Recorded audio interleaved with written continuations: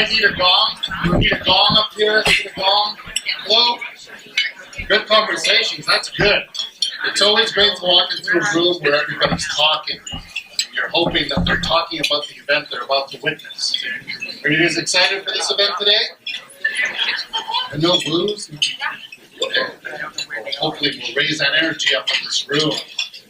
This is the first event of this year, so happy belated New Year. We're a little bit late. It is the 20th today. We're so glad you came. It is a little bit comfy in here, and I'm told we're at capacity. So if you have a free spot beside you, and it's not clear that it's free, you may want to wait for somebody if they're walking around with a brand new bike, just let them know. So we're so glad you're here. We want to thank Enbridge for their support of the Enbridge Research in Action. My name is David Melia. I oversee the Center for Corporate Sustainability at Haskayne, and I get to oversee these great events, and it's fantastic to have you all here. Today we have a great event scheduled, something very timely, and we've named it very appropriately. The road from Paris goes through Calgary. And that is our true hope, that it will go through Calgary, correct? And you guys won't be hopefully just listeners, but will be active participants when you leave here to make a change wherever you work, right? Yes? Even less energy. Okay. So, the people that you need to listen to are just waiting for me to introduce them, so I'm going to be quiet, and I'll do that. The first is Linda Coady. Linda Coady is the Chief Sustainability Officer for Enbridge, a leading North American energy delivery and infrastructure company. Everybody's heard of Enbridge, hopefully, the Enbridge Research and Action Seminar. Perfect. Prior to joining Enbridge, she was the Vice President of Sustainability for the Vancouver Olympics. Hopefully you watched those. She was also a Vice President for the World Wildlife Fund Canada and for Weyerhaeuser Canada. And most recently, she was on the Climate Advisory Panel for the Government of Alberta. Please join me in welcoming Linda Coady.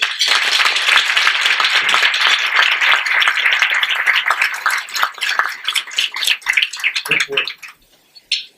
Second, we have Ted Ferguson. Ted Ferguson is the Senior Vice President of Delphi Group. Came all the way from out in Ontario to join us. He provides strategic advice and guidance on sustainability and carbon issues and oversees Delphi's benchmarking services. Delphi is a certified B Corp, partnership across sectors with over 30 of Canada's top 100 companies on sustainability, and has over 20 years of experience. Please join me in welcoming Ted Ferguson.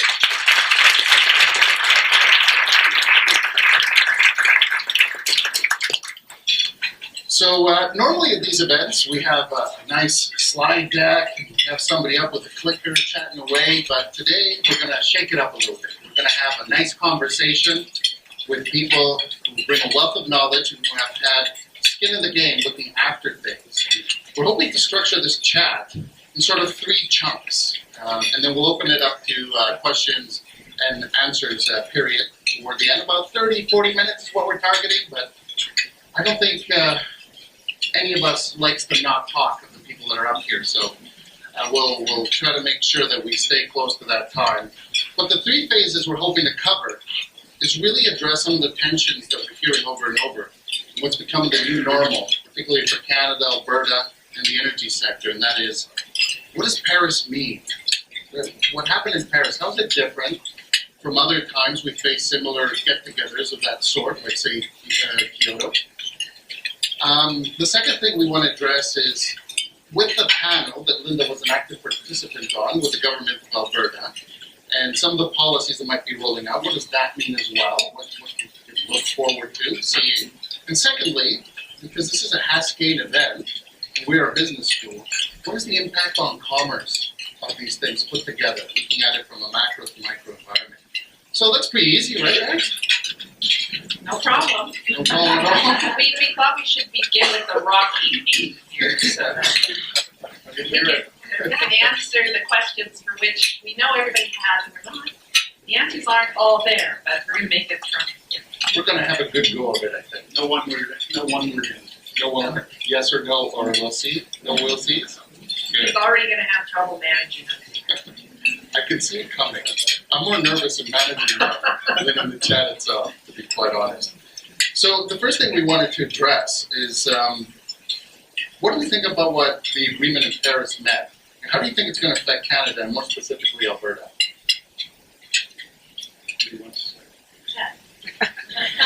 Mike, I could try to organize that. Please. Well, in terms of the Paris Climate Change Agreement, I think the specific points we wanted to bring up today that were useful, particularly useful for today's discussion, were that question, what's different? I mean, if you've all followed the global negotiations, international negotiations on this issue of climate change in the press or other ways, it's been going on for a long time. And some would say it's an intransigent issue, it's something that's never seen any progress, and there's a whole clear trajectory for UN bureaucrats to work on climate change.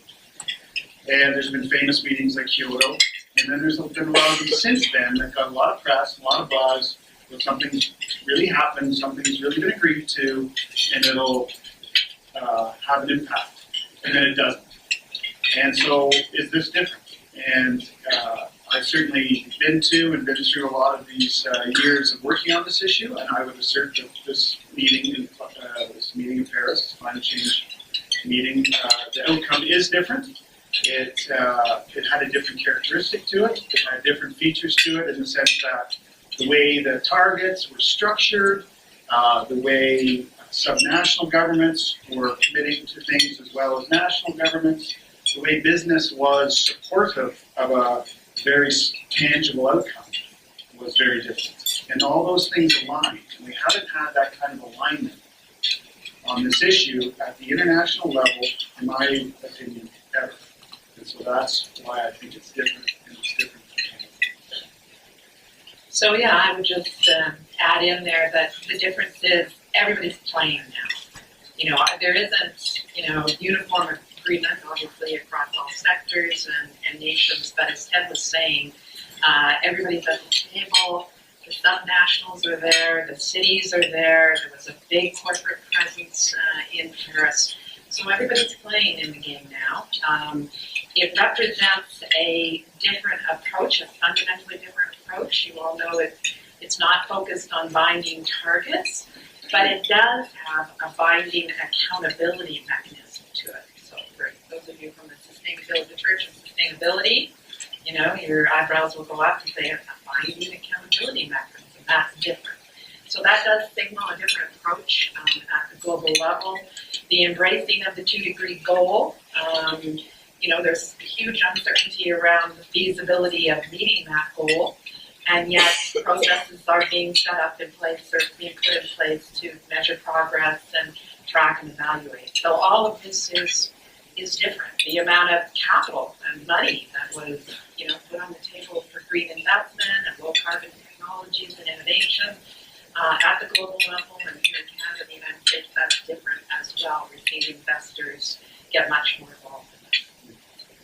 Did it help shape or remove some of the ambiguity, in your opinion? Because sometimes at these summits, there's so many nations and different people that attend, and they have different definitions, approaches, or they feel that there's a lot of ambiguity with regards to what you can take back to implement. Did it do that, in your opinion? Well, I just noticed it's a GoPro. This might be the most boring GoPro video ever. Just to warn you. Both other GoPro videos are really exciting. You haven't seen the second part. I've never seen a GoPro used. That's great. The irony is, the ambiguity is that it was ambiguous. Is that, as Linda was saying, you didn't have Canada 7%. Why'd you take 7%? Well, the US at 6%. We wanted to be better. Like, it didn't have that specificity, yet it has this peer kind of review mechanism where that's the enforcement, and everybody, is choosing their own path. But the ambiguity, they were able to kind of turn it on its head and actually make it very directive. And I thought that was, I wouldn't have been one person figuring that out, but there was some thinking there in terms of taking a new approach after 20 years of not succeeding. Okay, great, thank you.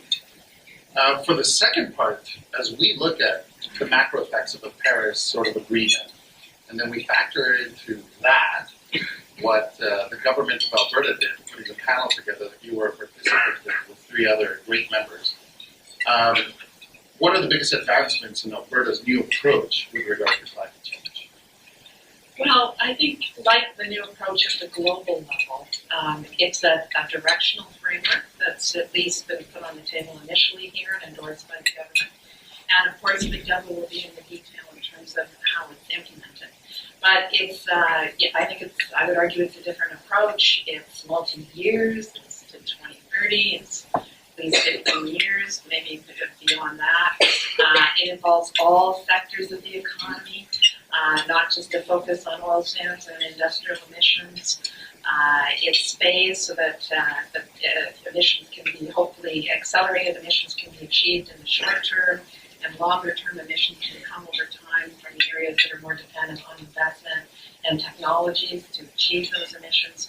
So again, I would argue it's the Alberta framework, the new Alberta Climate Plan represents a different approach as well that's much more comprehensive and takes a look at all the different aspects over a much longer period of time. And for those of us from sustainability, it's an integrated plan. So I think that's very different from what we've seen in the past. Ted is somebody that didn't participate in that panel. I did boycott it. Yeah, somebody doesn't live in Alberta. He sent emails. Yeah. Actually, our company did it. Our company did that. Well, I think just a quick step that we missed there was from the Paris Climate Change Agreement. We said this the whole theme today is to Calgary, right? So what's the Canadian context that is for that Alberta Climate Change Plan? If I could jump in on that as the sort of in-between or the go-between. I mean, I think a lot of people say, oh, when Trudeau gets back from Paris, how will he, what will he do and what will the Canadian plan look like? And that was the concern in years past. Well, I'm thinking he's got the best landscape in front of him that any prime minister has ever had because Alberta had just done such a thorough climate change panel process, so much stakeholder engagement. And then BC's got their policies and regulations. Saskatchewan's announcing things. Manitoba's in it. Ontario, Quebec, go across the country. And it's more of a partnership, more of a team approach, rather than you must do X. And so I think the context for the Alberta effort was, it just was sort of, again, that's just such a different way from what we're used to here in Canada. And it was more that, it's a big team and everybody's got their role. And so instead of trying to get into constitutional issues like we used to, around this issue, this is an out. This is a way to cooperate rather than to fight over this issue. I mean, that's idealistic and a bit naive, I know, but at a simplistic way, that's how I see it. Linda, you wanted people to have the top 3 takeaways spelled out to them in a way, based on the work that you guys did in that panel. So they understood these are the 3 top takeaways that I want you to know as to how the panel worked and how these things were put together. What would you tell them? Okay, well. Not to put you on the spot. Yeah, right. We are on the spot. We are on the spot. Let me just check my notes here. What can I say? Okay, well, first of all, I think all of the panel members, we were very impressed by the level of participation, the degree of involvement by stakeholders across the spectrum on climate and business and technology issues. It was a pretty intensive period, but all of the stakeholders, in my view, and I've been around the stakeholder process for a long time, I've never seen stakeholders participate in a process with so much integrity, with such a willingness to lean in, and with such respect for the perspective of the other groups involved. So I think all of us on the panel felt that we weren't in Kansas anymore just by that degree of involvement, that degree of commitment, and the way all the different groups leaned into this process. I think the other key takeaway that we had was that people in Alberta are pretty open to change on the issue of climate change and integration in business. There was a willingness to skip all the arguments about why we need to be addressing climate change in a more integrated and comprehensive way and cut right to the how. There was a lot of differences in perspectives around the how, but there really wasn't very much of a difference in perspective around the why, or the fact that we needed to do something, that what we've been doing before wasn't working, we needed to make some change. But having said that, the caveat is an openness to change, I think, across the board, but at the same time, a strong demand for no surprises. And I think that's why you're looking at a time frame here that's 10 to 20 years in terms of implementation, because people are very worried about price volatility, they're very worried about impact on competitiveness, they're very worried about price shocks, whether that be to consumers or to large industries. So a strong message to go slow, get this right, cast the direction, but make sure that you're constantly adapting, testing, and changing as you're moving in that direction. So somewhat similar to what we saw come out of Paris too. A high-level framework that's directional, a willingness of a lot of diverse groups to go in there and work on that directional framework, to test it, adjust it, refine it, make it better, and get it right as you move through the process. So I see some power. I didn't have nearly the details or the insider's view on it. So I actually don't have a lot to add on that. I mean, the climate change panel, I think, to something different in the next from what you said was, it's that sense of this is a constructive dialogue, it's a constructive conversation. I think that's what came across, rather than a binary conversation, yes or no, this or nothing. It's a constructive conversation, and it's business oriented. It's not, remember, it's an environment issue, right? It still has very strong business flavor that it automatically has in Alberta. And that's kind of one of the uniqueness I think that Alberta brings to this conversation, is this issue is so close to business, the core business of Alberta, not agriculture, energy. And I'm making a joke here. I can't believe how big the agricultural sector is in Alberta. But it's so close to the energy sector, and it raises a lot of emotions, and I think that the panel did such a good job of staying constructive and focused on the goal and the good creation. I think it's a great outcome for the problem. Okay. So just a little more personal colored commentary as I think about it more. I think I was really impressed by how much all the stakeholders that we dealt with recognize that energy systems are changing, and how much people in Alberta, industry sectors, communities want to be part of that change, and in some areas definitely want to lead that change at the global level. So I think that there is a shift occurring in the province, that we're beginning to look at energy horizontally across energy systems, whether it be fossil fuels, renewables, gas, oil, electricity. I think there's a greater recognition that energy is a kind of horizontal thing, that these different systems are connected and interdependent. We heard a lot about that in all of the workshops that we did on electricity, in terms of the interplay between renewables, gas, and phasing out coal. So I think that those attitudes are shifting too, and people are beginning to see how energy works and their role in energy a bit differently. And very much wanting to be part of that and not have it, siloed anymore, that we're working in this world where all of these systems are interconnected. In many ways, you can't have one without the other. And what is the role of Alberta in that connectivity across systems? And we found as a panel that when we started to talk about energy in terms of systems and interconnections, it really helped advance the dialogue and the debate.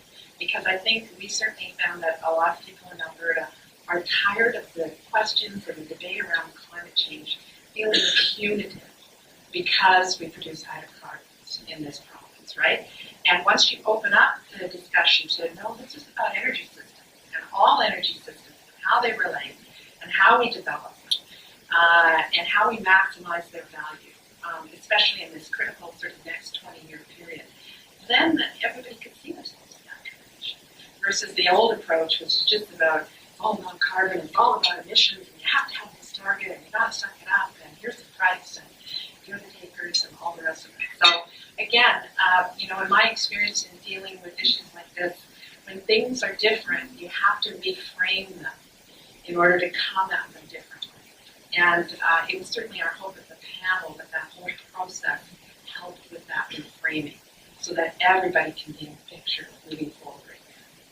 Fantastic. I know that's very aspirational. Sorry. Big problems require big solutions and big thinking. I'll say a lot of the conversations that I've been exposed to downtown as of late have been trying to tackle the question, are we an energy company or are we an oil and gas company? Seeing what that can look like. So I think you're dead on. So now we move to the fun part, I think. I almost brought a prop of a crystal ball in front of the both of you and say, what does the future hold for Alberta? This new world, the new normal, the new normal, the new low normal, the new etc. Even the National Post had 3 more acronyms this morning, if you read it, about what the new normals will look like. What does a prosperous energy sector look like for Alberta? Under these, some people call it constraints, some people call it opportunities. What does it look like in your views? The first plunge. That we will be able to receive maximum value for Alberta's energy resources because carbon and climate issues will not be a barrier to market competitiveness and access for Alberta oil, or for Alberta energy. She answered correctly. I didn't think about that before. I was gonna have like 5 minutes to wait. That's very brief.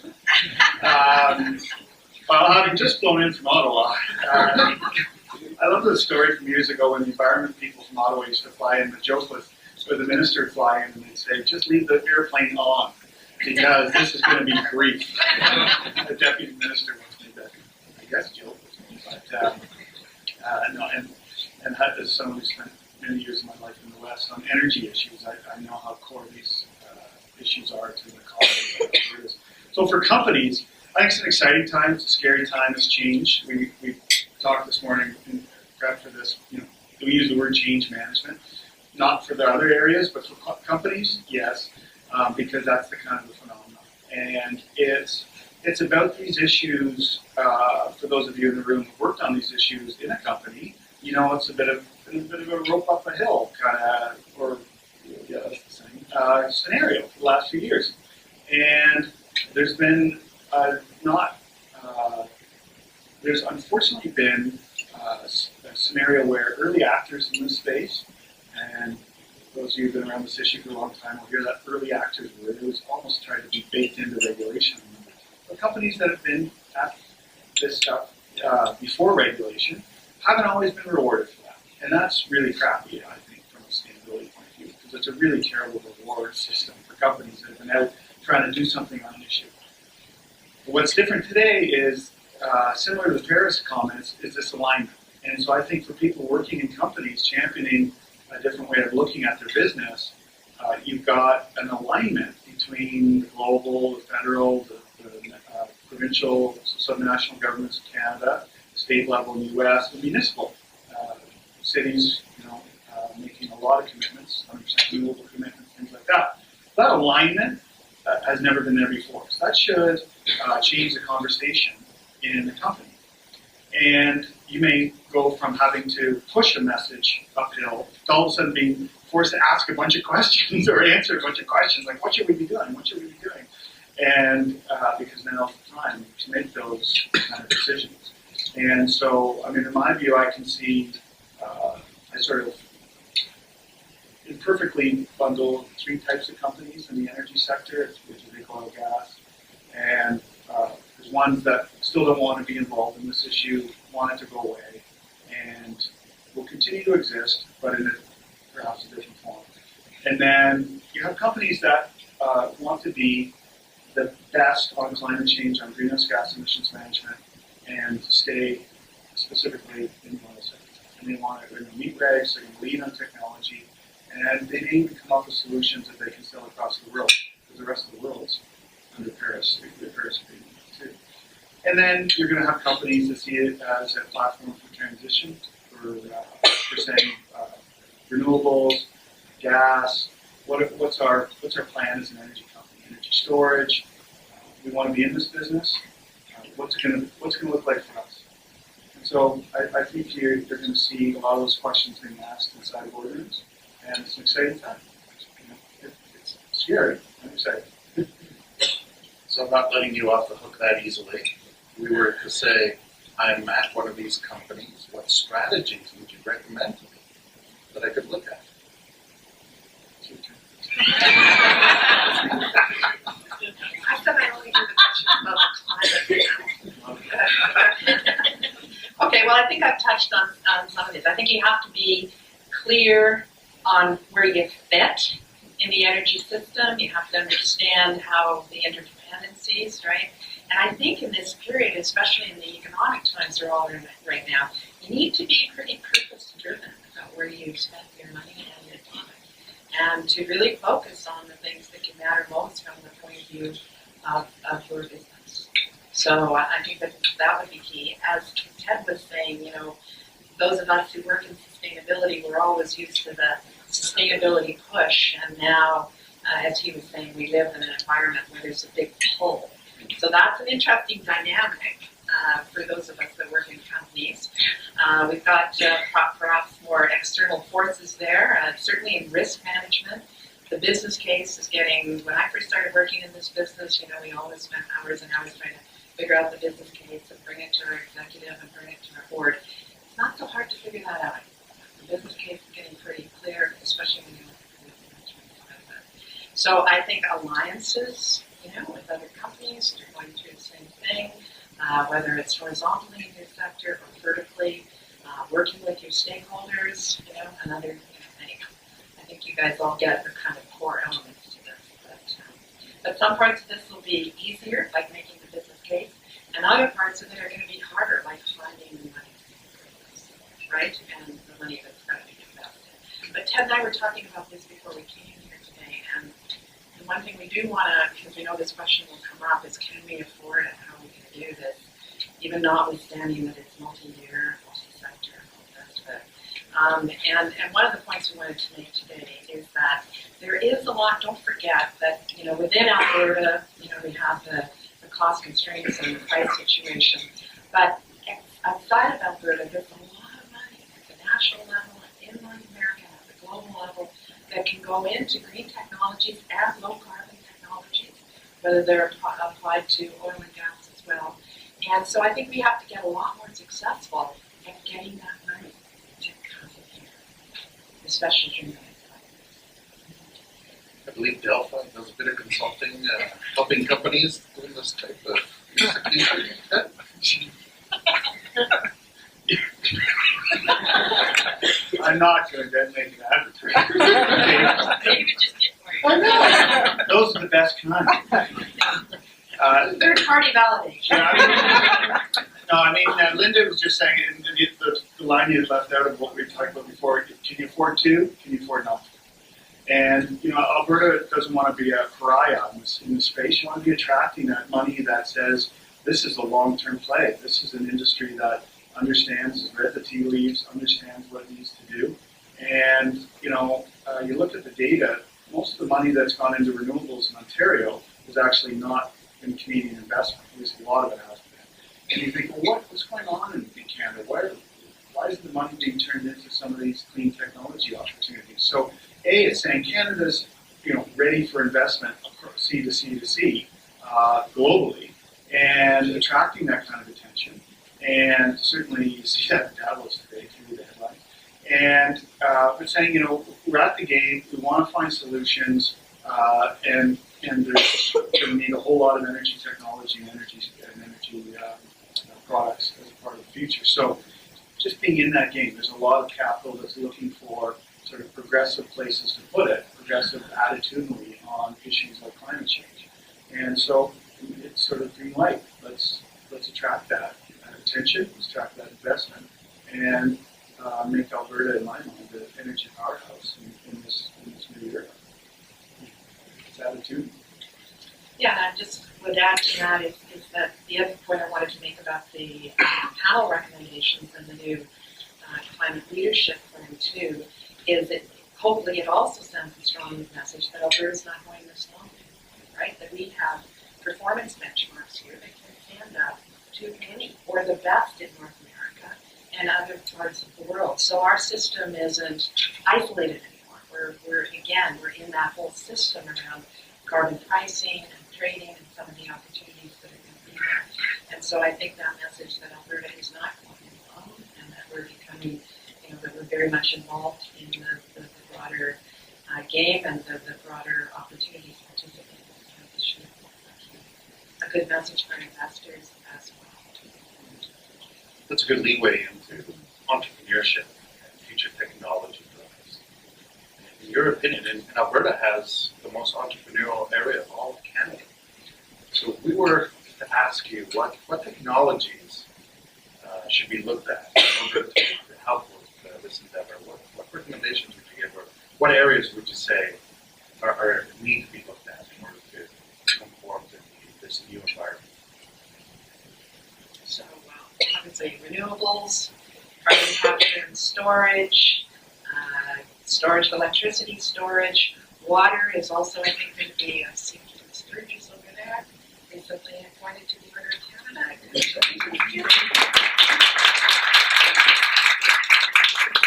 One of Canada's leaders and innovators on water strategies initiatives. So, anyhow, those come to the top of mind. Natural gas and the role that gas is going to play is going to be huge in this transition. Yeah, when you go down the list, I mean, these are all things that Alberta has a lot of experience with. Maybe there's some areas, there's a bit of a delta on solar, but you go across the province, geothermal, great examples in the province, and hydro, and wind for years, and natural gas, and on and on and on. I mean, the expertise is here on energy and energy systems, and getting, energy to market, and the companies with the know-how. So, I think again, if the interest is in finding that suite of technological solutions, the skill set is here to evaluate, to find investment for it, capital for it, and again, the expertise in this province on energy and investment and development. It's not a zero-sum game. It just can only be in this one area. In this, So I think tapping into that is a wealth of knowledge and skill, connections. I think it's fantastic.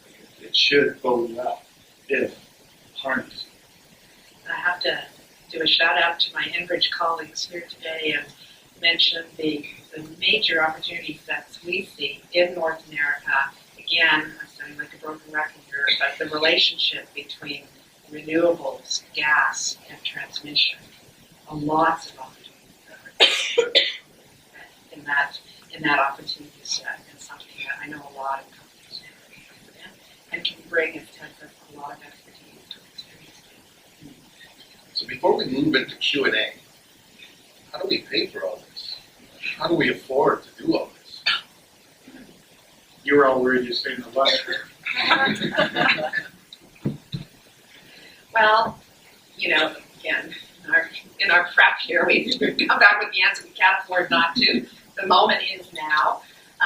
The best of times and the worst of times. Was there ever a good time to do this? Right? I remember coming back from one of the long technical sessions on oil and gas in the panel process and driving back into Calgary with our name from Suncor. And, I was flipping out about, we heard from all the stakeholders about the constraints. And I was flipping out and she was saying, now look, Linda, there's never a good time to do this. And look at it this way. If we can figure this out now, at the very, very bottom of the cycle, or maybe it's not a cycle anymore or whatever, but at the very bottom, we will have an enduring policy and framework in place that we can grow for decades. So we'll have something that can be resilient. So yes, very challenging right now. Hopefully we've got a framework that recognizes those challenges and will enable the knobs to be, Andrew Leach were here, he'd say, adjusted up and down in order to deal with the situation. But on the other hand, a huge challenge, a challenge on a scale of the Aostrom was a challenge. When Peter Logan, planted the flag in the sand and said we're going to develop the well plans, we're going to create a competitive industry.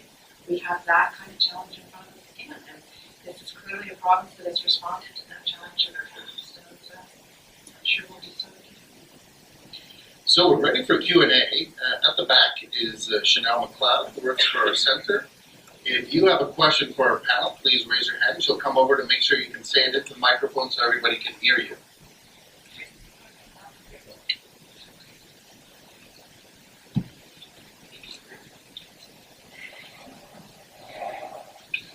Yeah, I was glad to hear her was impressed by the fact that there was such general buy-in to the necessity of this process at this time.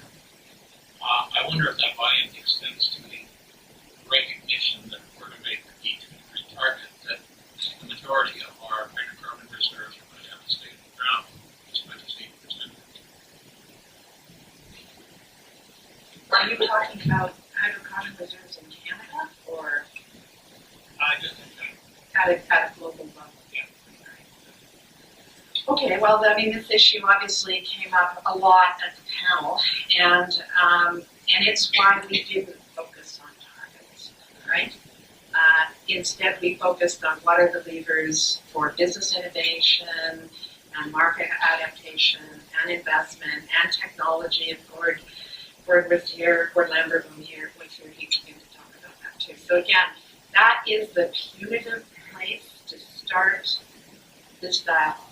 And I can assure you that in this province, that takes you nowhere. It shuts down creativity, it shuts down relationships, it shuts down engagement. So we've tried to put forward an engagement platform that opens up those opportunities. So yes, in the long term, we have to reduce, GHG emissions at a global level, by significant amounts. But if we start with that target and drive back from there, we're not going to get there. So instead, let's look at the opportunity set. Let's create a framework that is inclusive and adaptable and go forward from there. So that's an advantage we're here for. We can speak to that. We made that very clear in our report that targets are not linked to start this discussion or collaboration in Alberta. Having said that, our work did demonstrate that we can significantly reduce emissions over projected in Alberta by doing the mix of policies and planning and investment that does.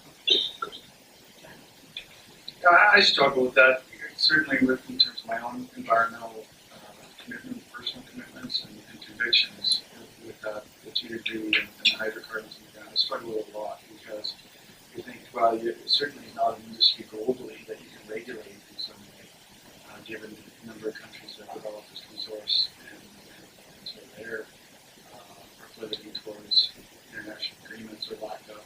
So I struggle with that. At the same time, to Linda's point, I think that's an important motivator for the conversation.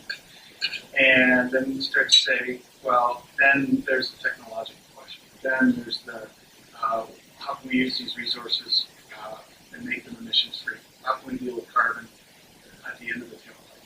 How can we have them? And that's where the conversation needs to go. It's motivated by that point and driven by that point. However, I always worry about creating too much opportunity for people to put up their hands and say nothing will ever be done. And that's certainly been there. So I think that's one of the reasons you saw the shift in Paris towards non-binding targets for the accountability framework. And again, Andrew Leach of the panel always used to say, how many people know here what the government of British Columbia's emissions reduction target is? How many people know what BC's carbon policy is? I'm supposed to think. So anyhow, okay, so policy drives outcomes, right? So, and that's what we've got to stay focused on. We've got a policy framework in place that's going to take us on this journey.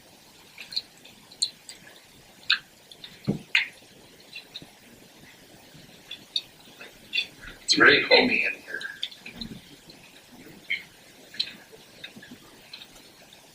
Could you talk a little bit about the role of offsets and the extent to which they're viable? And in the past, there was a lot of emphasis on offsets, whether changing agricultural practices, planting trees, that kind of thing.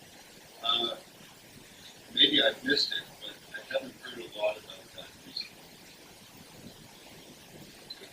So the new, and again, I was on a panel that created the large directional framework, and the devil will be in the detail and implementation, and there are many other groups that are going to be involved with that. But at least at that directional level, I think that there is an assumption that offsets have been part of the compliance framework for large industrial sectors and emitters in Alberta, and that would continue to be the case. And certainly at a global level, offsets are an important tool here in the transition to a lower carbon economy. So I would expect that would continue to be the case in Alberta, depending on how the new regs work out. But certainly there's a lot of expertise I learned on offsets here in Alberta, and in fact this is the leading jurisdiction globally in agricultural offsets, right? And many different parts of the world come here to learn about how Alberta is doing its offsets in relation to agriculture. So, and agricultural practices, and of course, as someone with a background in forestry, I don't need to tell you, I believe in offsets. So, Just to start on a bit of a tangent, so here in WestJet, and I used to work in Vancouver for the greenhouse gas emission reduction trading pilot project, and I used to fly the first WestJet flights from Vancouver to Calgary, and I was really taken back today, and it was all on offsets. And that was 20 years ago, I realized this morning when I saw it, WestJet's 20-year anniversary. And so offsets have been this sort of awkward person at the party kind of element to this issue for years. It's full of promise, and then, it has so much trouble as well from an accounting point of view, from a verification point of view. And it has this economic promise about being lower, cost per ton. So I think it's going to stay a part of any policy landscape. I don't think it's going to be as extensive and vast as champions of offsets had hoped originally, or even more recently on this issue, because it kind of has this great hope to it. Oh, look at all the areas you can create offsets. But the limitations are in the technical feasibilities and practicalities of quantification and that sort of thing. And that, it's an Achilles heel. So, Ontario's going down the road of having some offset protocols, but you just see that the bandwidth, the eligible types of projects are going to be there. Agriculture, you point out, Alberta is a great example, but it's never going to be the panacea that I think a lot of folks hope would cover the whole sector. but an important tool.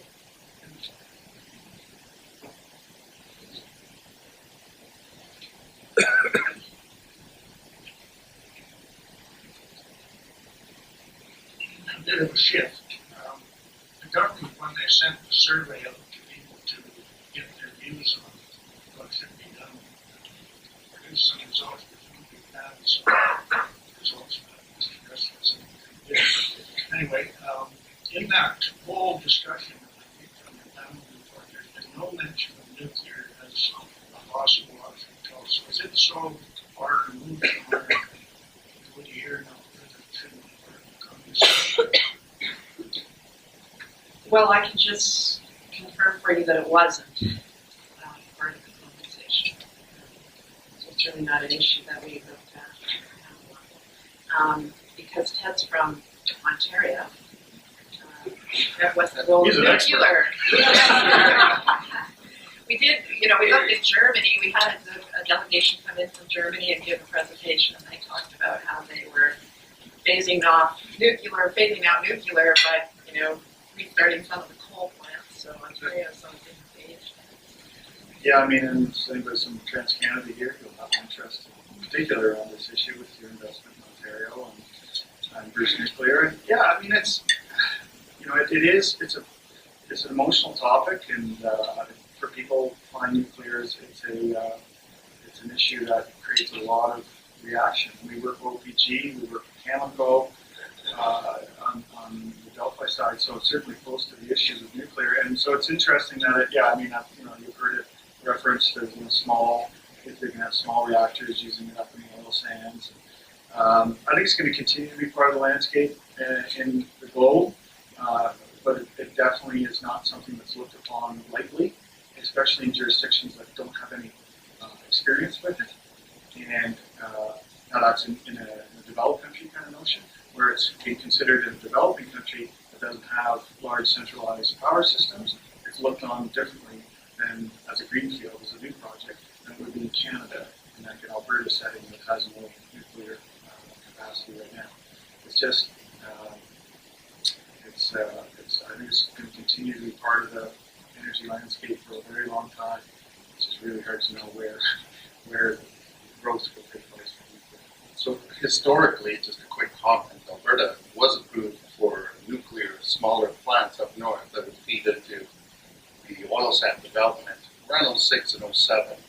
And that was, of course, prior to 08, and the natural gas prices plummeted. And my understanding from the fellow that put that together before it was sold off to the Ontario company that has the expertise was that the crash in natural gas was the biggest problem that they faced in 08. And they waited it out, and I think it wasn't until 2012 that the company in Alberta said it was finally putting a moratorium on that development in Alberta, basically because at natural gas at below $4.50 per MCF made it economically, not impossible, but made natural gas the clear solution for oil sands electricity generation. So you have the development of cogeneration stations for SAGD development. That's a bit of history from another point of view. I don't know if that answers your question or just gives some more What do you feedback. think? I don't know.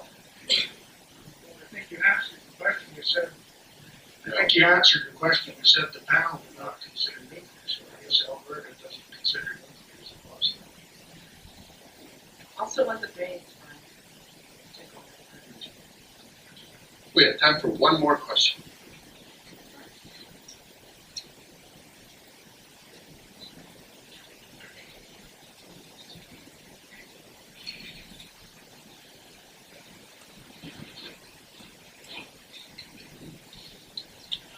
My name is Ruben Nelson with Foresight Canada. When we go to our doctors, we expect them to tell us the best truth that they know, as fully and frankly, even when it's immensely difficult. That's one point. The other point is that, of course, particularly in Calgary, but in Alberta, I say that as one born in Calgary, we're officially optimistic. We're go-go, we're entrepreneurial, we're all of that stuff. Many of the buzzwords heard now. What I want to know is, if you were our doctors, as opposed to cheerleaders for a prosperous energy system, what would you tell us? Okay, you can take that Who's flying to Ontario West? On flight. Well, we also try not to work with companies that are sort of, in the game. So I don't worry about offending people. I think it's a time for change. So instead of, you can apply what you want from that. Change happens, companies go out of business, new companies start, new investment happens, change happens. So I think some companies who aren't engaged on this issue will have a more difficult time having a successful business model. And I think that's a matter of fact. So in that regard, if I was your doctor, I would say you need to change. And you need to look at how some of these issues can be turned from a challenge to an opportunity. You have a chronic health problem, as in, I'm not using that as a, and you have... You look healthy. And you have an opportunity to look for solutions, and you look for ways to mitigate that problem. And the great part about it, from some of the things we've said, and I think this is the difference between 10 years ago on this issue, is there is quite a platform and places to look for good nutrition. And so that would be my answer. That's pretty good. I'll leave it at that. Sometimes a little cheerleading helps. It's a role for it, even in the doctor's office. Yeah, I mean, a great way to get healthier is believe you can be healthier. So we'll wrap it up there. Just a couple of comments here to finish. First, I want to thank Enbridge for their sponsorship of this series again. I want to bring up the fact that Globe is coming up here shortly, and Delphi is a big proponent of it. And just happens to be looking like it'll align with the first minister's meeting. So this globe looks to be a little bit different than past globes and doing a number of things that could lead to real change in the way that attendees come back and implement. If you want some information, we've left some out on the tables, so as you're heading out, feel free to grab some. I want to thank our speakers as well, Linda, Ted. I want to thank the Ranchmans for hosting and our events team. So if you could join me in thanking Linda and Ted.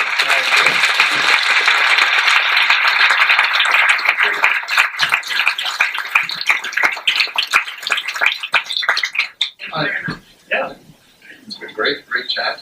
I can't let you leave without plugging our next speaker, of course, and our next speaker for next month will be Leanne Lefsrud. Has anybody heard of Leanne Lefsrud? Ah, wonderful. So, in these trying times, imagine if somebody had looked at the science behind company and community communications using social media and had actually looked at what things are trending, how people are responding, what are things that influence people, etc. She is just a phenomenal researcher that has looked into these questions, and she'll be coming and presenting in particular about the energy sector and oil sands, and how that topic that's garnering worldwide attention, how is that being handled through social media, things like Twitter. What can we learn from the scientific approach in looking at how that communication works? So we hope you'll come back from that. Otherwise, we wish you a pleasant travel and stay safe. Thanks again for coming.